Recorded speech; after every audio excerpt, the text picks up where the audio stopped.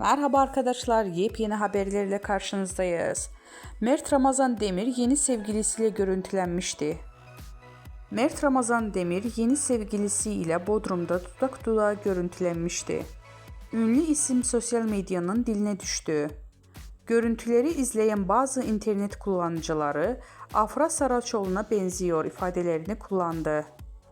Mert herkeste Afra'yı arayacak ama bulamayacak ve onu geri dönecek.